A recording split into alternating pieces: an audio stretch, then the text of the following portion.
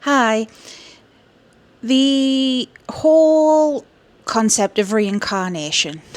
I've had a few comments recently about it. How does it work? What do I think about it? How can I or anyone believe in reincarnation when there are numerous theories on afterlives and how can there be, I don't know, Valhalla or Hades or whatever if you reincarnate? How is that a thing? And doesn't one cancel the other out? Well, let me give you my understanding. Obviously, a lot of this is going to be UPG. It is going to be backed up by certain religions, especially Eastern religions and their concept of things. But it's not that I believe in the exact same thing as them. It's just there's a lot of commonalities when you look into it more. And for me, as a Hekatean witch, Hekate is my main goddess. I have helped the dead cross over numerous times. So I kind of have an understanding of it in my way. Obviously, we can all have our differences of opinions and whatever, but let me tell you what I've experienced and how it goes down. Let's get into it. Now, before we do get into this, I'm Sarah, that divination witch. Welcome and welcome back. This channel is a safe space, meaning that you can ask questions and share opinions. Nothing silly. We don't always have to agree. That's fine. We just keep it civil. We don't tolerate crap. So if you want to join, hit subscribe. It's free. You may as well. And if you want to support me in the channel, help me continue to make these videos, all of my links are in the description. I'd be grateful if you could take a look. I do offer lots of different readings. I've also got Patreon, do readings on there. I teach on there, teach about tarot, Hekate, magic. We're going through a path working. There's a hell of a lot going on. So yeah, thank you. Please do check it out. Thanks. Let's just dive right into it now. Before I dive right into it, actually, I just want to give a trigger warning. It's, I'm talking about death, talking about things that some people might get triggered by, all right? If it's not for you, click away, okay? But you've been warned, okay? Right. When somebody passes over, you do not immediately reincarnate. You do not immediately go to, I don't know, a afterlife, whether it's heaven or hell or whatever you want to describe it as. If you're an average person, living an average mundane life, when you pass on, you have a review period. So normally, and people talk about in near-death experiences, you are greeted by familiar faces, your family, friends, people who are important to you in life. And welcomed by them. It's a sense of belonging and welcoming. Now, it's not just people who are important to you in life. The people that greet you could be spirit guides. It could be ancestors, There are spirits out there that, instead of reincarnating, they do take on the role of a guide and protectors. It's complex like that. So I'm trying not to get too in depth about that. I'm trying to stick on the reincarnation stuff here. So yes, when you pass, you have a review period. And this review period, I call it like that because it can be good, it can be bad. You are literally looking at your life, everything you did, lessons you learned, good, bad, everything in between. You made to feel things that you made others feel, good and bad. And you kind of have this sense of knowing that is just, you just know more than you ever could as a human. Spirits in general, now where am I getting this from? Because I can feel the questions building up. So spirits in general, everyone I've interacted with, seem to just know things. Not just deities, but people's spirit guides. They just know more than us humans in our flesh and bone suits. No. So there's this inner knowing and connectivity that you're just linked in with. And a lot of this as well is from my interactions with spirits, and also Hekate has told me and shown me things. So yes, when you first die, you do have this review period. Grief also works both ways, and I have noticed this from people's lost loved ones that I have spoke with. I do mediumship readings sometimes, so I have spoken with people's dead relatives, and let me tell you, the grief does work both ways. They miss you too. It's sad. It's so bloody emotional, but it's a bittersweet sadness, because it's not the end. It's not like you'll never see them again, but yeah, it's because that line of communication for average people, it's kind of cut off. So of course it works both ways. You lose your parent, your grandma or whatever, and she can't just easily talk with you like she could when she was alive. So there is that grief that works both ways as well. And generally speaking, from my interactions and what I've been shown from my own relatives who've passed too, they're in this period for so long, and then they may have a rest period, or it could be on the flip side as well. So let me explain. So you may have heard people say about how spirits attend their own funeral and stuff like that. When the death initially happens, it is, like I say, the grief works both ways. It takes time to sink in. It's a transitional period. So there is that time where, they are witnessing things. But as time goes by, time is, as I say, a great healer. You can have a rest period, I suppose, or an atonement period. And this is where the concepts of heaven and hell and stuff like that come in. Where even things like Valhalla come in. It doesn't matter what the religion is. I think most religions have a concept of a good place and a not so good place. And then there is the medium, like limbo place, which I'll talk about in another video more. But that's your lost souls, I would say. So I know from my deities as well, they have told me and shown me things to do with my past lives and reincarnation. So you can be with them in their idea of heaven for a while. So I know I have my soul, that is, experienced both ends of the spectrum. So if you are, I'm talking about a good thing right now. So if you are, an average person and you deserve to have this rest and healing recovery period. I mean, it's all healing, by the way, even the bad stuff's healing, but it's relative anyways. If it's, something you don't have much atonement and you can have this respite, you can go somewhere rewarding sort of thing.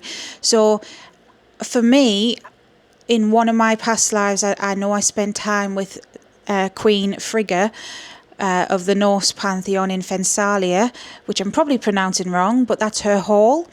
I've visited that in the astral as well before.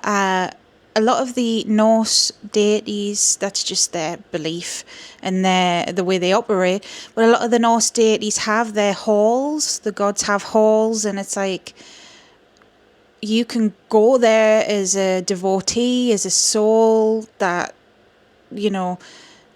is one of theirs sort of thing. So that's when, Viking warriors would go to Valhalla as a reward, or Folkvanga, which is Freya's hall, or, that concept, it is a thing.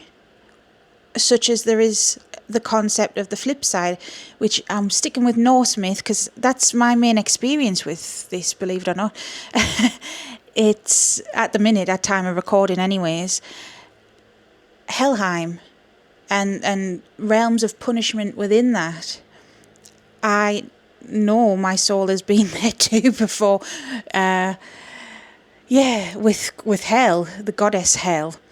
And she has shown me stuff to do with that. And it's the same concept, whether it's Hellenismos, whether it's Hermeticism, or whether it's something like Christianity, heaven and hell. For all Christianity has its flaws, don't get me wrong. There is that concept. And even the Buddhists have that concept. Even the Hindus have that concept of heaven and hell, rewards and punishments sort of thing. So there is this either rest or atonement period as well.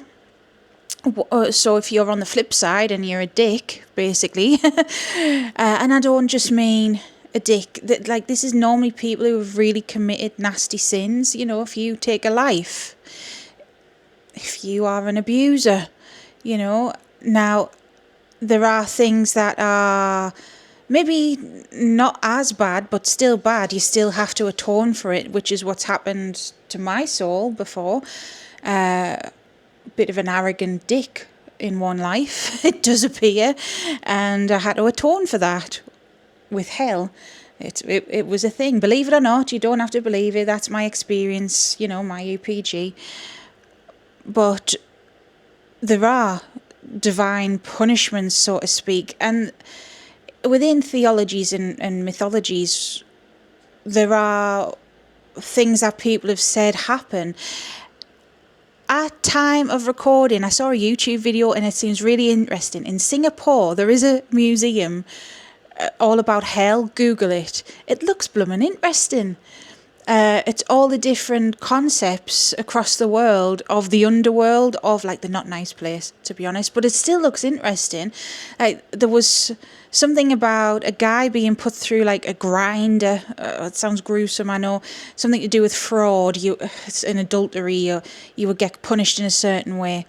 But I don't feel it's quite like that. I think that's humans with creative license, It's going to be very individual, okay, whether it's good or bad. Your soul has a unique and individual experience, and it's going to depend on the life you led, the religion you were in or weren't in. But regardless, you do have a period of having to atone, having to integrate the bad shit you did as well, basically. A form of punishment, I suppose, but it might not be punishment in the human way, whether we like to hear that or not. People who were, if you think of like really bad people in history, those people will have had equal measures of pain put onto them. They don't get away scot-free.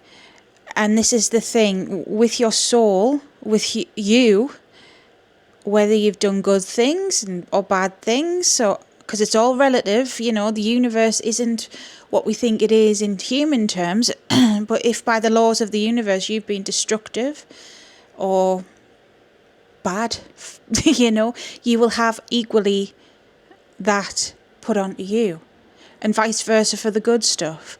So essentially, what happens is you die. You're in a kind of waiting period, getting used to it.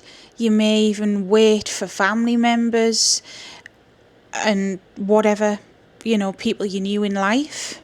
Because there is theories as well around souls reincarnating as a group kind of thing. And I do get that. I do think that is a potential, yeah, but I'm not 100% on that yet. There are things within family groups, I do believe that we all reincarnate, but whether it's at the same time, whether it's in the same roles, I'm not sure about that bit, but I do know, yeah, it is a thing. Anyways, so when you pass, you wait, okay? It may be to wait, and I strongly feel so you're all together to do the next bit, but not essentially because of just that. Then the next chunk, let's say, is the full review. You have this review, atonement, rest, recovery, integration period of both the good and the bad. And then after that, this is where it gets a bit more mysterious. You either have to reincarnate or you choose. If you are so enlightened, the people who become spirit guides as an example, they don't have to reincarnate again. It's optional. I've noticed this through doing readings for people and speaking with Hekate, like why Why are people here? Reading that energy as to why have they reincarnated. Some people, it's a very individual journey, and they've still got lessons to learn. And that, I feel, is, you had to come back to learn more, to do more, because you weren't ready for the next step. Whereas there are others out there who choose to come back, who haven't really been forced sort of thing to come back. They don't need to, but they do it to help others, to help other souls, because there are souls out there that are teachers, that are mentors, that are meant to light the way for others, and that's not always somebody who sits on YouTube like me talking. It could be in a everyday setting, it's not always grandiose. So there are souls like that who take the option to come back. There are those that are ascended sort of thing, not an ascended master like Love and Lighters would call, but I mean ascended as in, okay, be a spirit guide, help in that way. And then there are those that I guess have completed the cycle of samsara, that's what the Eastern traditions call it, but they've learned everything they need to learn, and that's when a new cycle can begin. And this is where it's ambiguous, and I'm not 100% on. It's like we could potentially go back to source, meaning the creator, meaning at this point I believe firmly it's Hekate, or she's a name for it, the divine feminine, back to that spark. Or could we ascend? I have heard of people doing that. I mean, ascended masters, that is a thing. That's got to be exceptional. Can we ascend to help on a greater level? Or do we just repeat it again? This is where I'm not 100% on. But that is my take on it anyways. As years go by, it may change. Like a lot of the information on my channel, I share what I know at the time, as I know it, what I've been revealed, what's been shown to me. But ultimately, I'm just a human.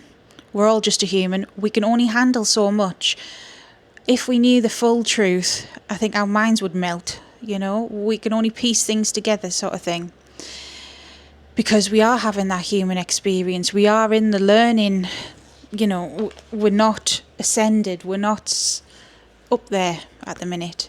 So there's only so much we can learn right now.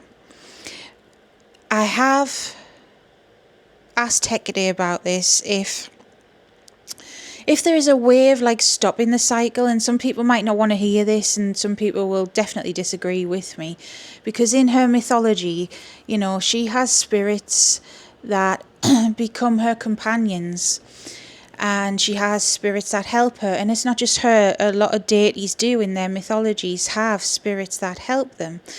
And those spirits could be any numerous amount of things. It could be lesser deities, so to speak. There could be humans that once, lived a life and they were devoted to them. The way I see it is, the spirits that are with Hekate or any deity, like I've already mentioned in the video, they're either in their rest period or their recuperation period. They've chosen to be there, essentially, but it's not going to be forever. Even though people want it to be forever, there are some people I've spoke with who've said, no, I want to be with Hekate forever, and I get the sentiment, I do.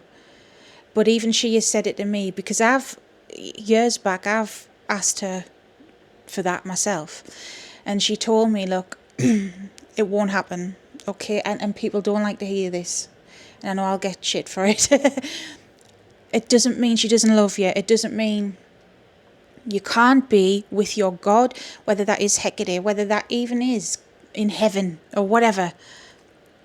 It won't be forever though, okay? Because you will have to deal with your stuff. Your soul is still on a journey.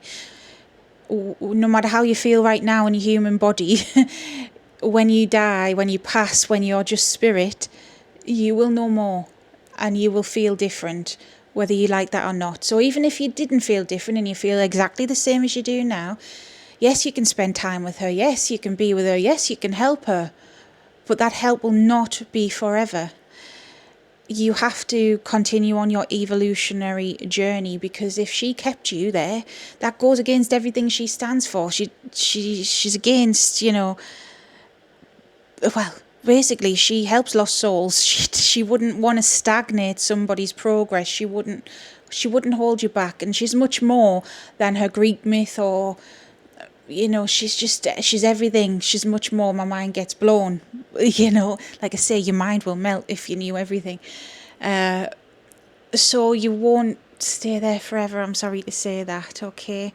But it doesn't mean you can't be there for a good while. Now, as it happens, time, and this is going to sound even more out there, and I suppose this will link in with like quantum physics and all sorts, but time is relative, okay? Time doesn't pass in the same way for spirits as it does for us. We are kind of the exception to the rule, okay? The planet Earth that we're on, this matrix, this incarnation we're on, it's very linear, and we've got the concept of time as a linear thing. You get from A to B. You can't go back. You can't slow it down. Time waits for nobody after all, and it will continue to roll on and roll on. In spirit, it just doesn't work that way.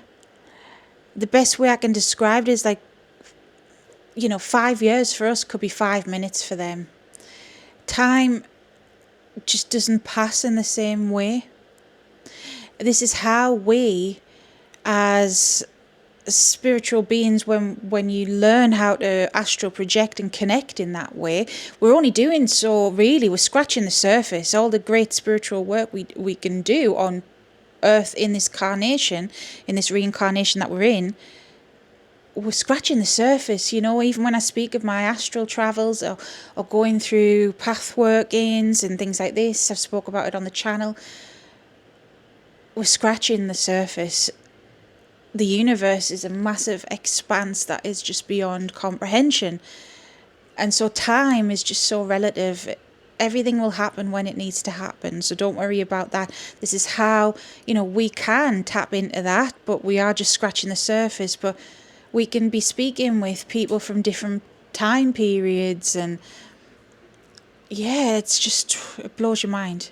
Okay, it's hard to put it into words, but yes, it blows your mind.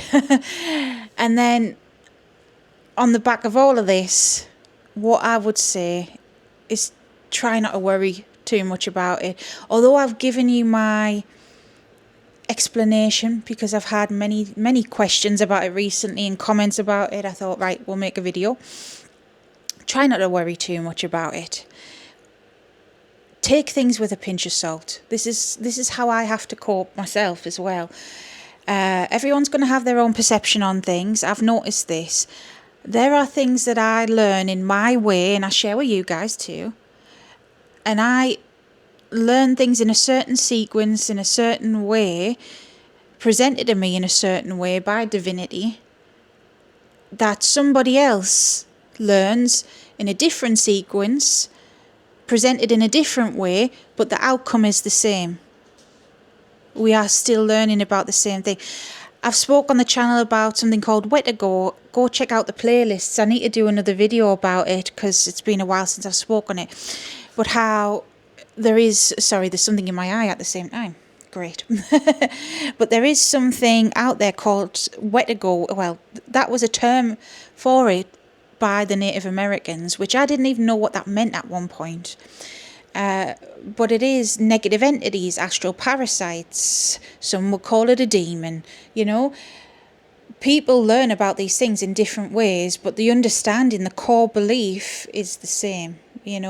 So yeah, one person's view on all of this may sound different to mine, but the core is the same, because ultimately us as humans can't know everything because we just couldn't handle it.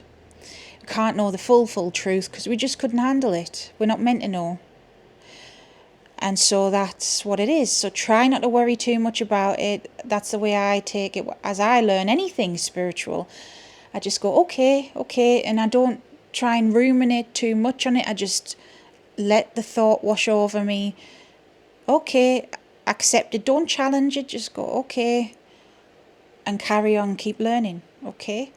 And then you will make your own mind up eventually. All right. So I hope this video helped. If you liked it, hit subscribe. I've got loads of different things on the channel. Go check it out. And yeah, until next time, stay safe, stay witchy. Bye.